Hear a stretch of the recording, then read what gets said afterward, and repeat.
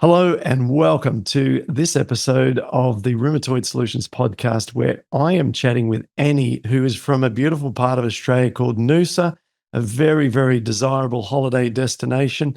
And she's going to tell us about her incredible improvements with her rheumatoid arthritis.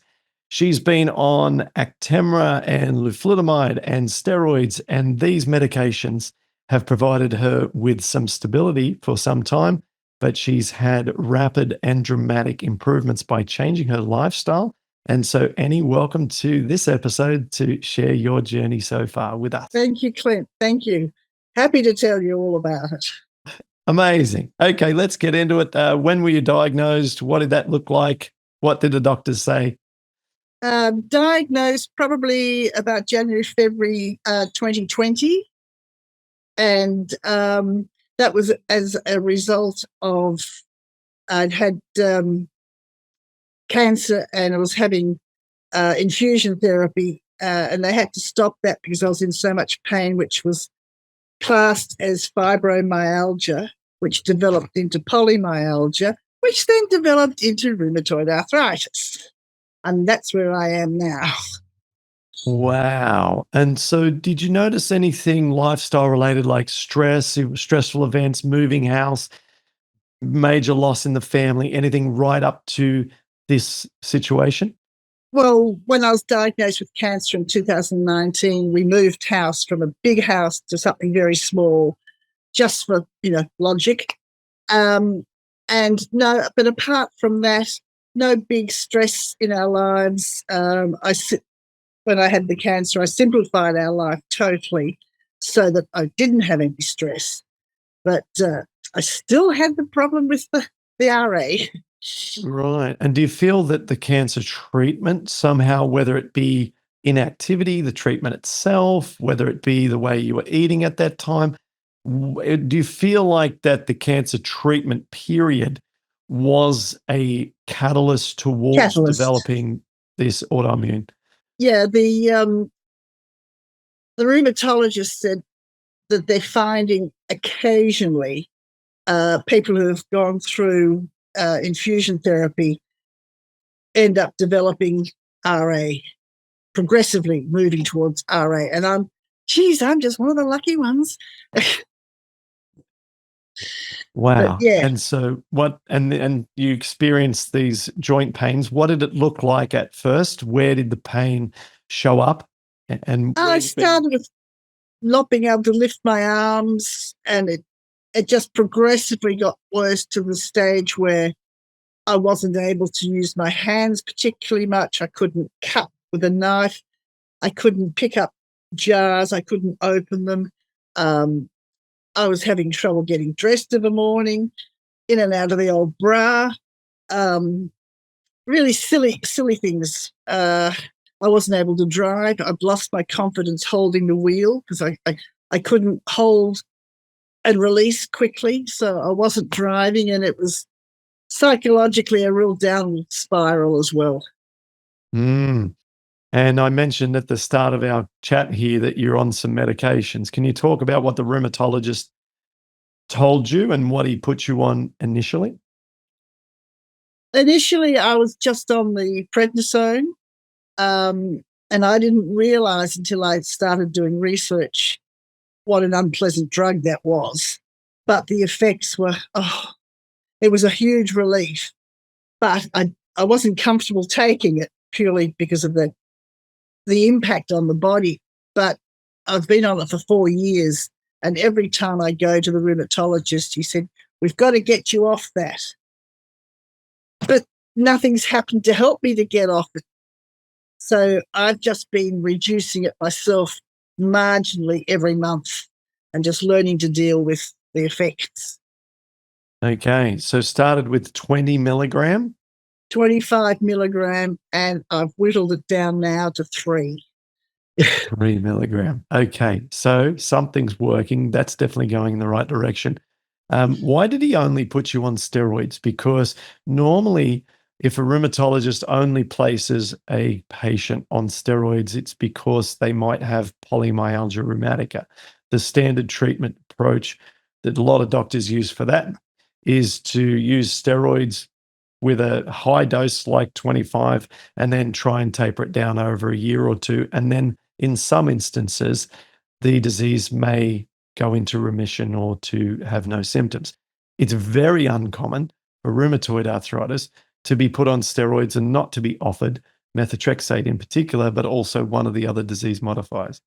I was on methotrexate for a while, 18 months ago, and I was diagnosed with polymyalgia for like 2 years. And then it just suddenly got so much worse. And then they said, no, it's not polymyalgia anymore. What it's now classified as is rheumatoid arthritis. So just it was lucky. exactly what I said. Exactly. Yeah. You got upgraded. Yes. Nothing like being upgraded for free. That's good. We can have a laugh about it. But when you found out you were upgraded, what then did the doctor do other than the methotrexate? Was that when they added the Actemra as well? So how did the evolution go? Yeah, the Actemra I've been on for probably about 3 years. I did about a year at first self-injecting every week, but I was finding I didn't get a week's worth of relief. Sort of after 5 days, I was in a lot of pain. So that's when they put me onto 5 weeks worth of injections every 4 weeks intravenously at the hospital. Yeah. And so every 4 weeks I drive. Well, I wasn't driving. My partner, he was driving me down to school for the infusion, and that was every 4 weeks. Not the favorite experience, right? No, and it kind of, if you have, in my mind, if I have to go to a hospital, it really does dictate, there's something wrong with me. And I don't like that mindset because there's nothing wrong with me. I just have a few aches and pains. Yeah. Okay. Let's talk now about more of the positive. Let's talk about you embarked on a journey with our do-it-yourself plan, Paddison program, and you have launched into that. Now, tell me, how did that go? Well, the reason why I've launched into it, the last specialist appointment, I said, look, I wasn't happy. I was in so much pain, so much restrictive movement. What can they do for me? He said, well, there's really nothing else we can do other than just increasing all the medication. And I thought, no, that's not what I want. So I thought, if you can't help me, guys, I'm going to see what I can find. And that's when I started doing a lot of research online with Dr. Google and everything else, and found a lot of rubbish, a lot of reasonable things. And then I found you. And it certainly made sense to me. So that's why I decided to go with your program. And boy, am I glad I did. Okay, let's get into it. So talk us through it. I started the program. I did the 3 days of cucumber and celery juice, nothing else. And I thought, this might be a little bit of a wank, whatever. But I was determined to really put my all into it. And after 3 days, I'm thinking, oh my God, I can feel, I think I'm getting a little bit normal. And I would wake up, instead of having clawed hands, I had fingers that could move. I could hold things. I could cut the bread. And so I really stuck with the program, eating only the recommended things. I've been off dairy totally, off gluten totally, off probably 98% off oils, no alcohol. I've even given up my bubbles for you, Clint. And honestly, after the first week, I was thinking, yay. But after 2 weeks, I felt brilliant. I could walk the dog. I could hang the washing on the line. I could pick up the washing basket. Stupid things, but just everyday things. I could put my bra on myself. I could wash my hair myself. So much. And then mentally, because I was feeling physically improved, there was a huge mental shift. I was no longer depressed. I was so much happier. And really, I felt encouraged about my future rather than depressed about my future. Mm. That's it in a nutshell. So thank you, thank you, thank you, thank you, thank you. No, congratulations on putting the hard work in. What did your husband say as he was seeing you go through this? Well, he's been incredibly supportive through the cancer and everything else. And then when I said that I was going to do this program, he said, great, go with it. And he said, just give me everything you're eating. Don't cook separate for me. I'll have everything you have. And I just add a bit of extra meat or a bit of extra something on top of this. And he's been incredibly supportive and he is so encouraged. I even drive myself to school now, which is huge. I haven't driven like that for 3 years. So he's having the benefits also. But he finds that because I'm physically a lot better and mentally so much happier, he's a lot better too. It's had a positive effect all around. Yeah, amazing. So, what has been of the interventions? What has been the most influential? Would it be the diet? Would it be increased physical movement? Would it be a combination of two? Would it be that you feel better and your signaling is better to the what do you think? How does it work for you? I think the diet has kicked off everything else. Because of the diet, I've been able to improve and increase my physical movement. And because of that, I've been able to clear a lot of depression out of my mind and I've been a lot more positive. And it goes back to starting good old celery and cucumber and following your guidelines to the letter, for me, has worked fantastically. Wonderful. So, what's the goal? You've still on these three meds. Your Yep. steroids is down to 3 milligram. If we were having a sort of a call as part of our coaching group, which we have, I would be advising you to talk to the rheumatologist about, first of all, trying to get those steroids down to 0. Yep. And then after that, look at what's left, which is the leflunomide and the Actemra, and then to come up with a game plan with the rheumatologist to Yep. put it to them like this. Let's say my blood work continues to be consistently great and I consistently feel little to no pain and I'm really, really have an appetite for a medication taper. What would that look like in the most conservative manner? And then they would then say, okay, if that were to occur, then, for example, they might say, well, let's do a slight reduction in the amount of the leflunomide, and then we'll come back in a month and measure your or 2 months, see how you are, and maybe continue to do that. Or they might talk about the Actemra and so on. But how do you feel about that as a future? Are you heading down that path? Are you thinking about this as a possibility now? Absolutely. When I said to when the rheumatologist said there's not much else he can do other than increase everything, I said, well, what about diet? Can I change? Can I improve anything with diet? No, it's a lot of hooey. Don't think about it. Just stay with the medication. And I thought, right, you've got a really closed off opinion. I thought, no, I'm going to do this on the side.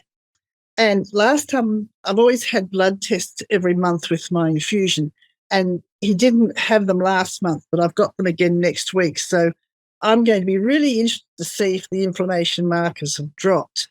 But my aim is to be off the prednisone within 6 months by reducing it marginally, very slowly, I want to go from the Actemra, instead of the 5 weeks worth of infusions every month, I want to go down and eventually back to injecting myself every week, and then increase that week to 10 days to 2 weeks, so that eventually I'm off that too. And the leflunomide, I don't know how to get off that, but I'll find out. Yeah. So the pathway off that's similar to methotrexate, which is a slow amount of All reduction, right. and then Okay. observe, observe, observe, and then another. At least I'm speaking, obviously, just in conversations that I've had both with people who are on it and their discussions with their doctor, and also my understanding through being on methotrexate for a long period of time myself, and the way that my doctor and I went about that together. So, Yes. okay, so how are we going to do that? All right, let's talk about the path forward. To Okay. be able to achieve those lofty goals, okay, you're going to have to be as physically strong and as fit as you've been in a very long time. It's going to require you to take the diet away as being the starting point and the emphasis and the main backbone of everything, and to treat that now as the concrete slab, and then to build the infrastructure of your house of health by building immense physical strength and resilience. And that becomes the walls and the roof of the house.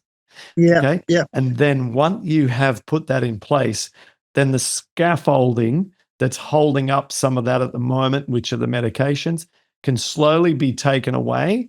And then you're left with a freestanding home that is amazing and looks amazing. Okay. That's exactly what I want. And I am increasing my physical activity all the time now. As I said, I'm walking the dog. I've gone back to very gentle gym. I'm going to be picking up and going to a yoga class as well, and doing a little bit more every month, but gradually, and making sure I can cope. I don't want any setbacks, so that's why I'm doing it all slowly. Yeah, brilliant. And which are the areas that are most vulnerable? Which of the historically the areas that problems arise? Hips and hands. Hips and hands, very different approach for both of those. So with the hands, we want to build as much grip strength as you possibly can. So you've got all the exercises in the program, which are fabulous. If I've got a tweak of something, I go in and I read what I can do about it to help me increase my strength in that particular area. So I'm really grateful for all the selection of exercises too. Fabulous. Amazing. Great. Glad you know how to find all that and you're using that to its full capacity, because, yeah, there's so many nuances in the Yeah. exercises that it took me a very, very many years to work out the few exercises for each of the body parts that only help and do not cause irritation. Because if you go to a physical therapist who doesn't have specific kind of experience with helping RA patients, you're going to get a vanilla flavored workout for a certain body part. And I'm yet to find someone's have a positive experience with vanilla flavored physical therapy. It needs to be so uniquely specific for RA joints because they irritate so easily with exercise. Yes. So it's great that you've got that at your fingertips and you're using that. And then with the Oh, hips, yeah. yeah, with the hips, we also need to make sure that we get lots of movement and we build strength around that through the glutes, the quadriceps, hip flexors, lower back even. So all Yeah. sorts of Yeah. areas that need to be strengthened. I must look silly when I'm walking the dog, because I'm walking not with my legs, I'm walking with my hips, Uh-huh. trying to get a little bit more movement happening, because I'm really sort of tightened up everywhere because I wasn't doing anything. So the legs are going from the hips, and um, it just it's fabulous. I take an apple, the dog, and out I go, and I come back 45 minutes later, and I feel fabulous. Yeah. Yeah. Have you ever seen where more exercise doesn't help? That was one of the things that I wasn't expecting, that you've said many times in your program, about increasing the exercise and how it does help. I wouldn't have expected that, but my gosh, it does. It helps enormously.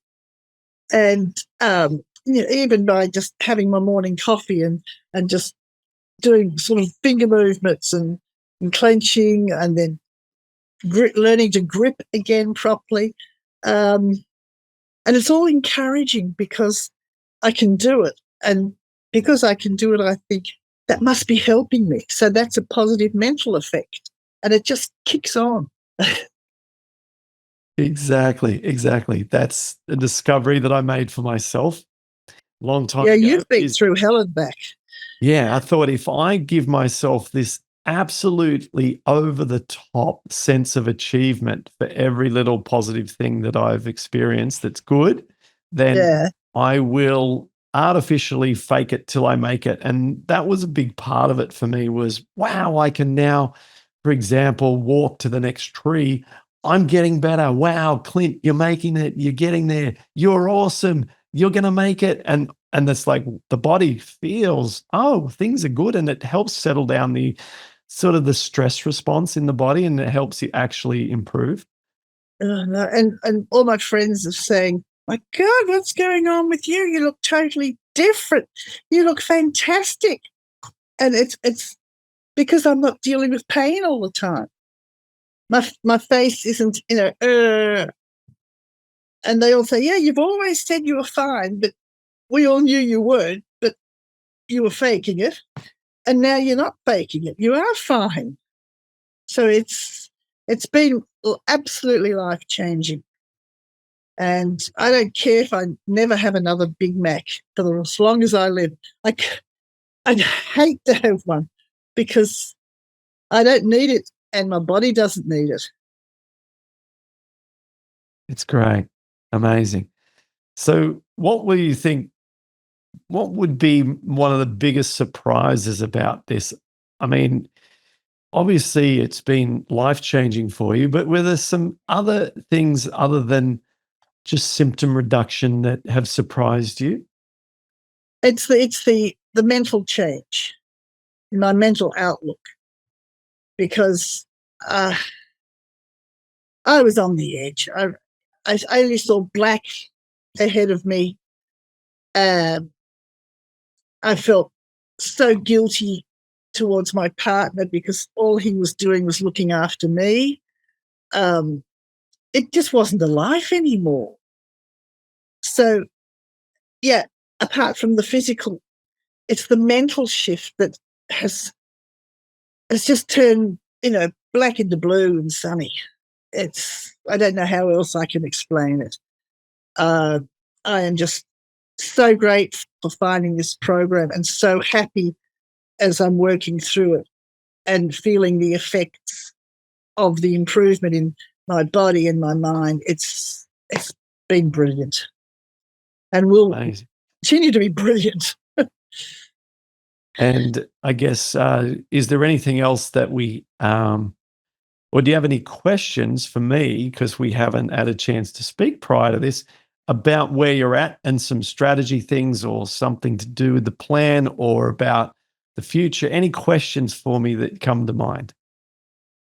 Not really, because I've got a sheet of paper. I've got a folder, the old folder.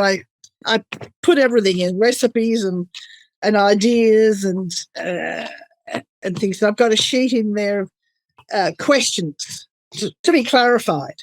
There's nothing there. There's nothing on that page because I can find an answer to everything in the program, whether it's diet, whether it's exercise.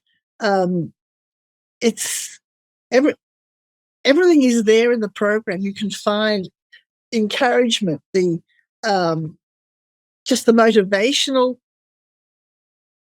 podcasts too. It all goes together to making such a difference.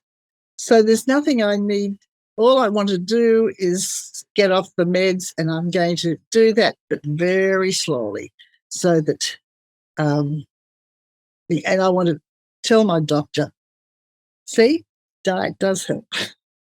Yeah. Yeah. I remember that feeling. I had this, in a very positive sense, this feeling of, okay, okay, fine. Just watch me. Just Yeah, watch. I'm You a know, stubborn little bitch. You tell me no, I'll do it. But yeah. interestingly, that was the specialist. My GP has been so interested in what I've been doing, and I had to write down the program, etc., and I've given it to him. He said, "I've got so many patients that will benefit from this," and he said, "It's so good to hear from somebody who's had first-hand experience." So not everybody is closed. Not every medico is closed off to the potential, Oh, of course. which is Yeah. really good. Yeah. Yeah. No, it's great. And we've got increasingly more medical experts But sending people to the yeah, program, which I is can't really good. wait for my next face-to-face with the rheumatologist, because I used to sort of shuffle in and hunched over and take forever to sit down, and getting up was hopeless. Well, now I can bounce in, sit down, jump up.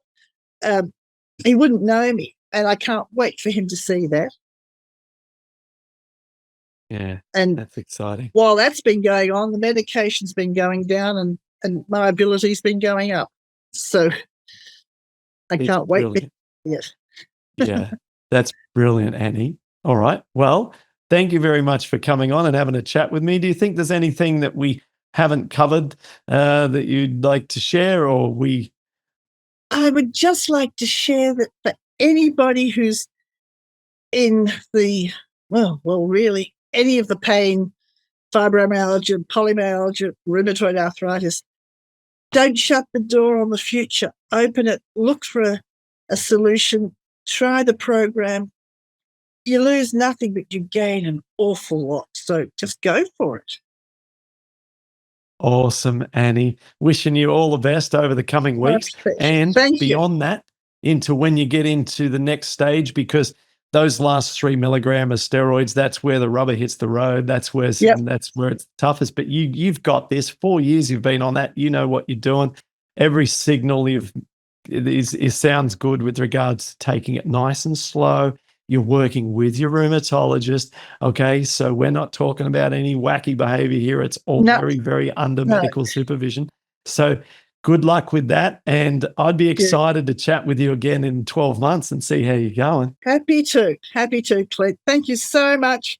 And I really appreciate, unfortunately, all the pain you went through to give us this program. It's brilliant. Thank you, Eddie. Okay, bye.